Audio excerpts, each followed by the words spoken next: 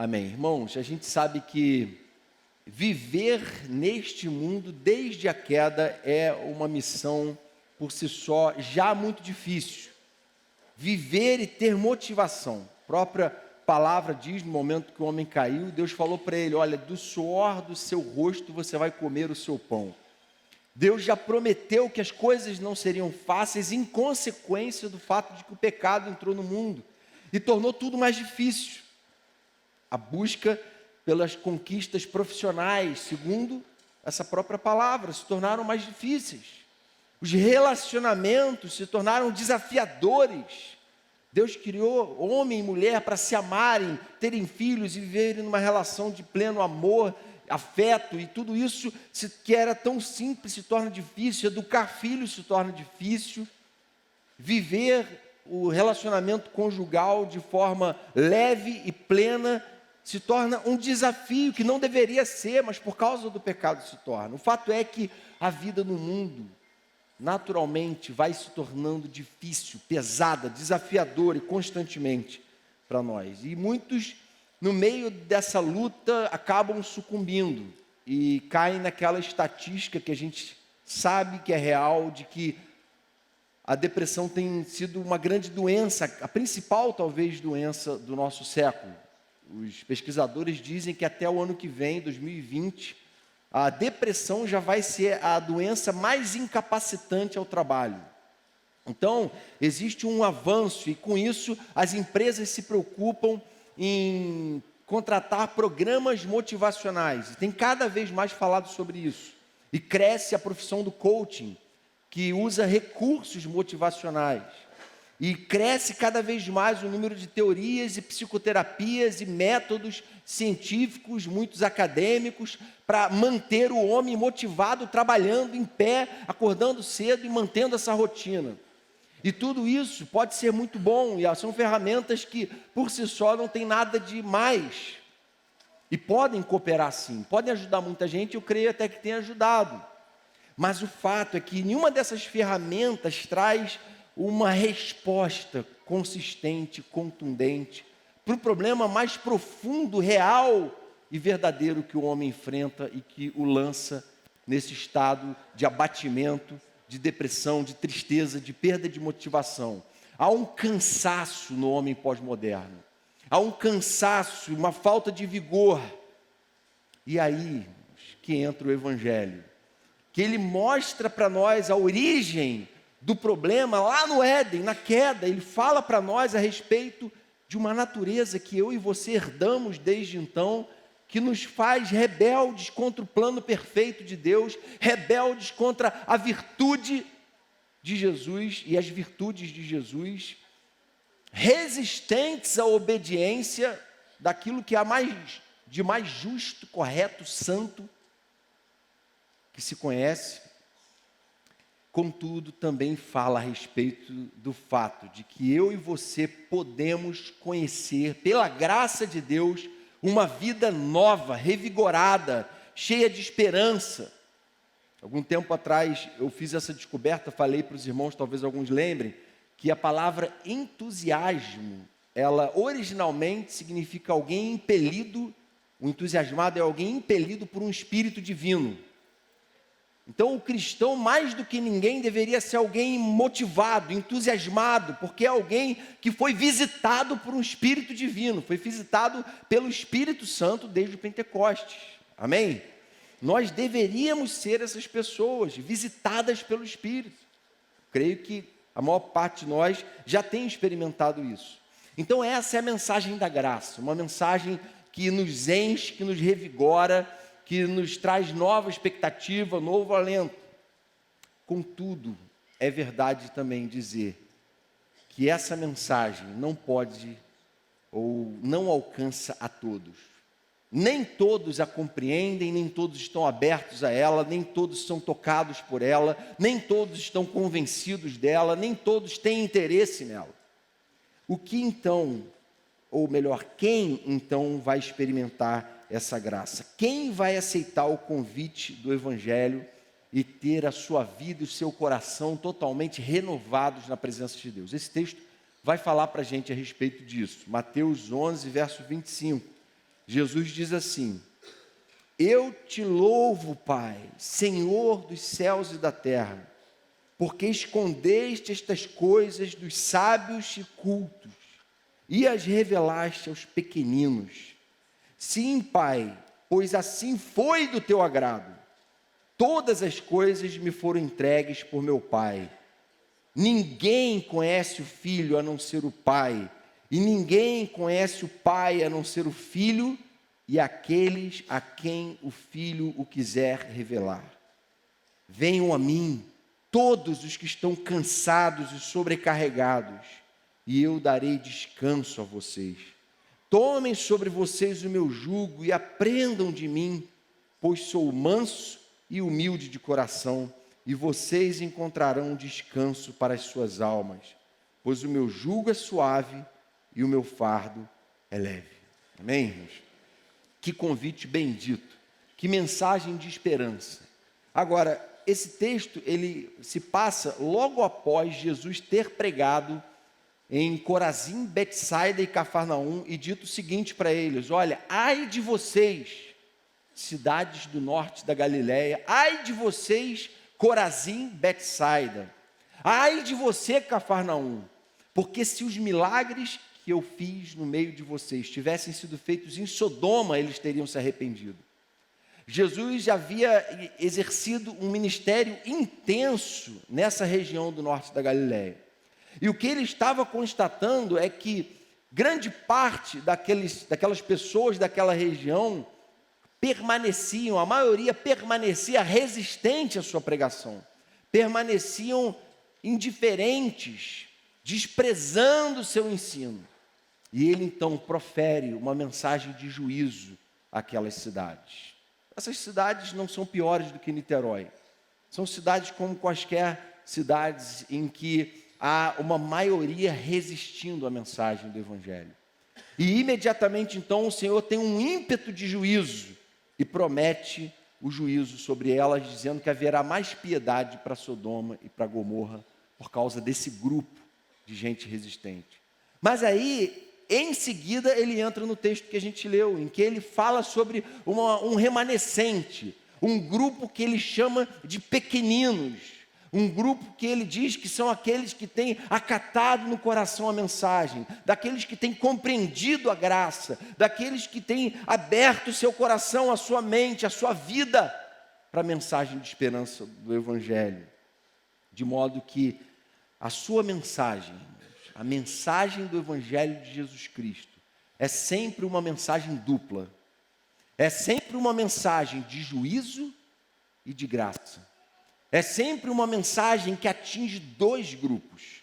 O grupo daqueles que estão deliberadamente rebeldes, resistindo, desprezando, arrogantes, prepotentes, vaidosos, altivos, e por isso desprezando, desmerecendo a Deus e a sua revelação em Cristo, na obra de Jesus na cruz.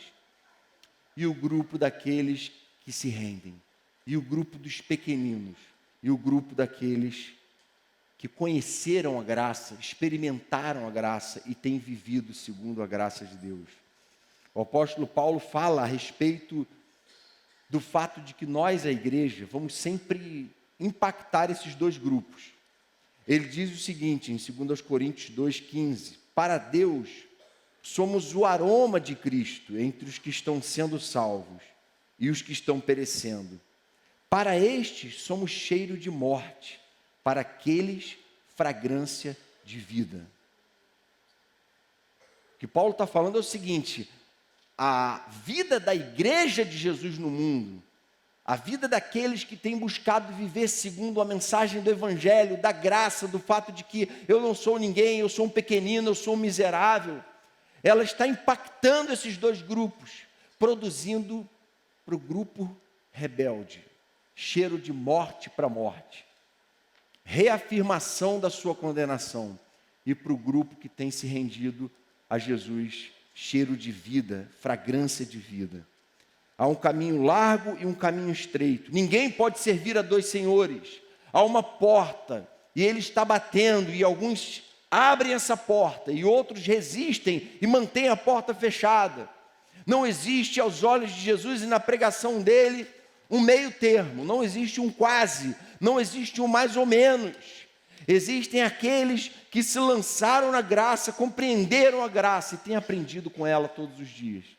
E existem aqueles que têm rejeitado essa mensagem e têm vivido uma vida arrogante na sua relação com Deus. Para quem é o convite da graça? Jesus vai dizer nesse texto aqui. Em primeiro lugar, o convite da graça, segundo Jesus, é para os pequeninos. Olha o que ele diz no verso 25. Eu te louvo, Pai, Senhor dos céus e da terra, porque escondeste estas coisas dos sábios e cultos e as revelaste aos pequeninos. Sim, Pai, pois assim foi do teu agrado. Pai, eu te louvo porque o que eu estou vendo é que existem pessoas que são pequeninas, existem pessoas que se reconhecem insuficientes, pessoas que se reconhecem fracas, pessoas que se reconhecem humilhadas, caídas, miseráveis, pobres, cegas e nuas, do ponto de vista espiritual. E eu te louvo porque todas essas pessoas estão encontrando a tua graça. Porque todas essas pessoas que têm se aproximado do Senhor quebrantadas, têm alcançado do Senhor favor, perdão, misericórdia. Mas ele fala assim, Senhor, Pai, eu te louvo também, porque o Senhor escondeu isso dos sábios. O sábio é a figura desse que, para quem o Evangelho é desprezível. O Evangelho é desprezível aos olhos dos arrogantes. O Evangelho é uma ofensa ao pecador obstinado. O Evangelho fere o ego inflado. Mas também, irmãos, o Evangelho é o poder de Deus para a salvação de todo aquele que crê. Amém, irmãos? O Evangelho, se por um lado é desprezado e desmerecido, ele é o poder de Deus para a vida daqueles que se achegam a Jesus com o coração rasgado, quebrantado, derramado, vazio de si mesmo e colocam o seu ego diante do altar de Deus. O apóstolo Paulo, a gente sabe que ele era poliglota, que ele era culto, era um rabi muito respeitado entre os fariseus, que era o grupo religioso mais fervoroso e mais fiel no conhecimento e na obediência das leis e dos mandamentos de Deus na época de Jesus. E aí, quando o apóstolo Paulo se converte, irmãos, talvez alguns não saibam disso, mas ele tem um choque, um baque e uma perda de status absurda. Ele era alguém diante de quem todo mundo estendia o tapete vermelho. Sabe aquele doutor da academia, laureado, ovacionado, exaltado, culto, que todo mundo parava para ouvir? Era o apóstolo Paulo. E aí esse grande homem cheio de si mesmo, profundamente vaidoso intelectualmente e religiosamente, conhece o Evangelho de Jesus Cristo. Ele é impactado por Jesus no caminho para Damasco. E ele, a partir daquela experiência com Jesus, tem uma tamanha transformação, que sabe o que ele diz em Filipenses 3,8? Ele é bem radical no que ele fala. Ele diz o seguinte: agora eu considero tudo como perda, comparado com a suprema grandeza do conhecimento de Jesus Cristo, meu Senhor, por quem perdi todas as coisas, eu as considero como esterco, para poder ganhar Cristo e ser encontrado nele, não tendo a minha própria justiça que procede da lei, mas a que vem mediante a fé em Cristo, a justiça que procede de Deus e se baseia na fé. Paulo está falando assim, gente, eu era o cara, mas agora para mim isso tudo aí são fezes de animais, são esterco. E eu perdi toda aquela glória, todo aquele status para ganhar Cristo, porque agora Cristo é superior a tudo isso para mim. Na minha vida o que dá sentido a ela é Cristo. De modo que, se eu estiver Cristo, eu já tenho tudo.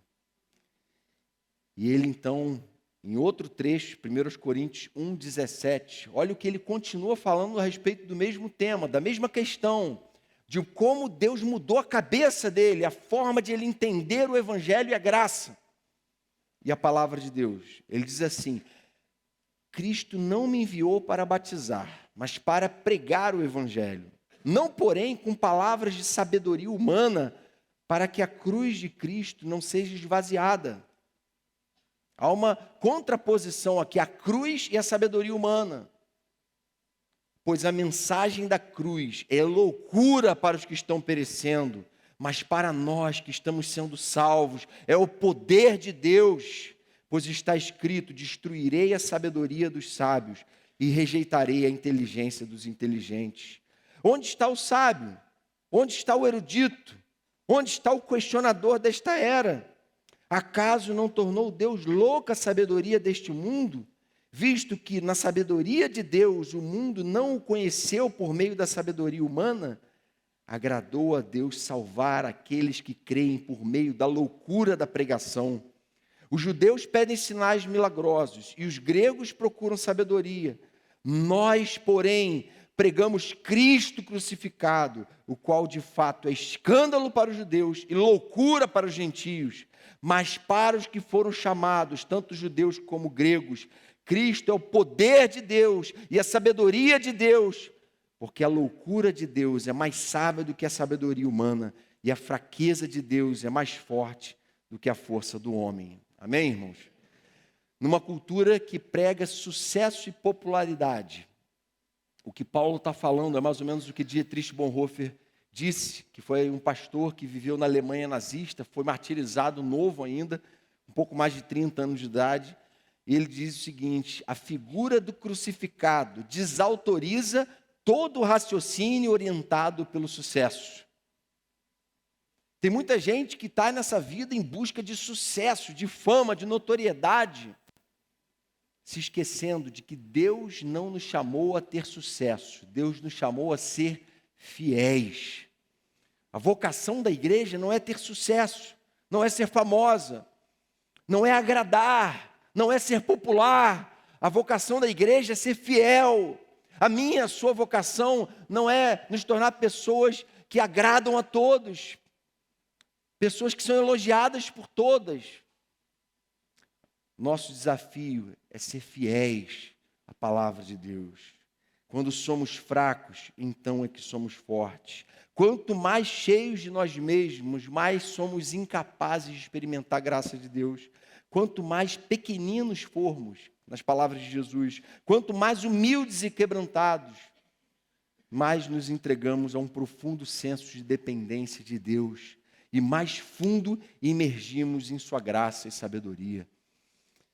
Convite da graça para eu e você despojarmos diante de Deus toda pretensão de sucesso, toda vaidade de superioridade, de senso de superioridade, de que eu sou sabe tudo, de que eu sou melhor, e a gente chegar vazio diante de Deus, a gente parar de atrapalhar Ele, e a gente ouvir o Senhor chamando e batendo na porta e dizendo: eis que estou à porta e bato, se você abrir a sua porta, eu entrarei com você e cearei com você em sua casa. É a gente abrir o coração, mas é claro que essa mensagem vai sempre entrar por um ouvido e sair pelo outro, daqueles que estão com o coração tomados pelo veneno da vaidade e da soberba. Então a primeira coisa é que o convite da graça é o convite para quem se vê como pequenino, se reconhece pequenino, para quem não consegue ver em si mesmo esse herói todo, que o homem por natureza autoidolátrica, antropocêntrica tem. E segunda questão a respeito do convite da graça, que só os escolhidos pelo Filho aceitam o convite. Essa é uma outra verdade que o Evangelho revela e muita gente tem dificuldade de entender ou aceitar. Mas olha o que Jesus diz no verso 27. Todas as coisas me foram entregues por meu Pai. Ninguém conhece o Filho a não ser o Pai, e ninguém conhece o Pai a não ser o Filho e aqueles a quem o Filho o quiser revelar. João 15, 16, Jesus diz: vocês não me escolheram, mas eu os escolhi e os designei para que vocês vão e deem frutos que permaneçam. Não somos nós que escolhemos o Senhor, é o Filho que decide nos escolher, decide revelar o Pai a nós. A obra da salvação não é um empreendimento humano. A obra da salvação é uma obra de Deus. A salvação pertence ao Senhor. De modo que O apóstolo Paulo diz em Romanos 9, não depende de quem quer ou de quem corre, mas de usar Deus a sua misericórdia. Não depende do esforço humano. Terei misericórdia de quem eu quiser ter misericórdia. Terei compaixão de quem eu quiser ter compaixão. A gente está falando de uma obra empreendida pelo próprio Deus. De modo que não basta a vontade e o desejo humano. Paulo diz mais claramente em Efésios 2:8, vocês são salvos pela graça, por meio da fé. E isso não vem de vocês, é dom de Deus, não por obras, para que ninguém se glorie. Vocês são salvos pela graça, isso não, mesmo é mediante a fé, mas mesmo a fé não vem de vocês, mesmo a fé é dom de Deus. Não é algo que vocês conseguem produzir. Essa semana o Daniel de Ataíde publicou uma citação do Tomás de Aquino que eu achei que tinha tudo a ver com o que a gente está falando aqui, com o que a palavra revela. Ele diz assim, para alguém que tenha fé, nenhuma explicação é necessária. Para aquele sem fé, nenhuma explicação é possível. Agostinho dizia, é impossível você crer, ou melhor, compreender se você não crer. A fé, o entendimento e a compreensão do Evangelho é um discernimento espiritual para aqueles que creem. E só crê aquele que foi tocado pela ação regeneradora do Espírito Santo no coração. Então, alguns podem argumentar assim, Jonatas, por que você está falando isso aqui? Você está querendo dizer então que a minha salvação é obra 100% de Deus? Jesus está dizendo que é só quem Ele quer revelar que vai conhecer? Então, assim, não tem o que fazer. Esse ponto aqui é uma constatação, assim, que eu vou ficar paralisado diante dela. Mas, irmãos, a revelação da palavra de Deus é uma revelação que existe para produzir em nós temor a Deus. Jesus disse que a igreja sempre teria joio e trigo. Ele nunca disse que a igreja seria 100% uma comunidade de regenerados. Uma comunidade de pessoas que nasceram de novo, de pessoas salvas. Nunca disse isso. Pelo contrário, Jesus mais do que ninguém ensinou que a igreja vai ter joio também. E quem é o joio? É aquele que, embora tenha uma vida religiosa fiel, não está nem aí para muita coisa que a Bíblia ensina.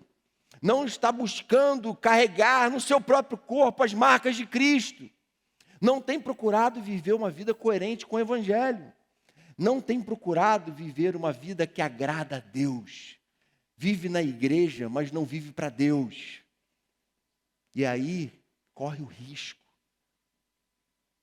de ter muito joio aqui presente essa noite. E a reflexão é para a gente, com muito temor e tremor a Deus, é falar, Senhor, será que eu sou joio? Será que a minha vida hoje tem sido a vida de alguém que tem demonstrado a ausência do Senhor? Será que eu tenho, Senhor, banalizado o pecado? Tenho agido com permissividade? Tenho negociado aquilo que a Tua palavra não negocia? Ou, Senhor, será que eu sou trigo, fui chamado a experimentar a novidade de vida que o Evangelho traz? Então é isso aqui, irmãos, o que Jesus falou. A gente está meditando no texto, teve que passar por esse verso. Segundo ponto é esse. O convite da graça é para aqueles que o Filho convidou, é para aqueles que o Filho desejou se revelar. E a gente tem que ter muito temor a Deus ao se aproximar dEle, da igreja dEle, da mesa dEle, da palavra dEle. E por fim, verso 28, o convite da graça é um convite àqueles que se comprometem. Olha o que ele diz, venham a mim todos os que estão cansados e sobrecarregados, e eu darei descanso a vocês. Tomem sobre vocês o meu jugo e aprendam de mim, pois sou manso e humilde de coração, e vocês encontrarão descanso para as suas almas, pois o meu jugo é suave e o meu fardo é leve. O jugo, muita gente não tem essa cultura de roça, não é, de fazenda e tudo, talvez não saiba o que é aquela canga que fica por cima do pescoço do boi, quando são 2 bois numa carroça. Então, aquela madeira era usada para os 2 bois juntos terem mais força e os 2 bois juntos serem guiados e dirigidos. Então, o que Jesus está falando é que Ele quer que a gente entenda que jugo é esse que Ele tem para nós. Porque o que aconteceu naquela cultura é que o povo judeu estava carregando um pesado jugo de impostos que eram pagos a Roma. E além daquele jugo, havia, do ponto de vista espiritual, também um sentido do jugo do próprio pecado, da própria culpa, da própria tristeza que todo homem carrega. O próprio peso de tristeza, de culpa, de arrependimento com o pecado. Mas além dessas duas questões, tinha uma terceira questão, que era o legalismo dos fariseus. Deus deu 10 mandamentos para o seu povo, né? Mandamentos mesmo, muitas ordenanças, mandamentos secundários, mas os fariseus já tinham constituído 600 mandamentos. Para vocês terem uma ideia, lavar a mão antes das refeições tinha se tornado um mandamento, como um dos 10 mandamentos. Havia um legalismo extremo naqueles dias, de modo que ele está falando principalmente para aqueles que estavam cansados de lutar para viver uma relação com Deus que nunca era satisfeita. Uma relação com Deus que nunca era aprovada, que nunca tinha conhecido a graça. Uma relação com Deus que quanto mais lei obedecia, mais lei tinha para obedecer. Uma relação com Deus em que um monte de bobagem superficial era colocado em pé de igualdade com a virtude santa de um Deus santo. E Jesus está falando: venham a mim vocês que estão cansados e sobrecarregados. Mas ele não fala assim, gente, esquece esse negócio de jugo. Quem se converteu e conhece a graça não precisa se preocupar com jugo. Não é isso que ele fala. Ele fala assim, olha, venham a mim e tomem sobre vocês o meu jugo. Troquem de jugo. Tirem esse jugo legalista pesado. Tirem essa relação com Deus truncada, pesada, embaçada, prejudicada pelo legalismo. E entendam a graça. Entendam que o chamado do Senhor para nós é um chamado para viver a partir da graça. Colossenses 2, verso 20, ele diz assim, apóstolo Paulo, já que vocês morreram com Cristo para os princípios elementares deste mundo, por que, como se ainda pertencessem a Ele, vocês se submetem a regras? Não manuseie, não prove, não toque. Todas estas coisas estão destinadas a perecer pelo uso, pois se baseiam em mandamentos e ensinos humanos. Essas regras têm de fato aparência de sabedoria, com a sua pretensa religiosidade, falsa humildade e severidade com o corpo, mas não têm valor algum para frear os impulsos da carne.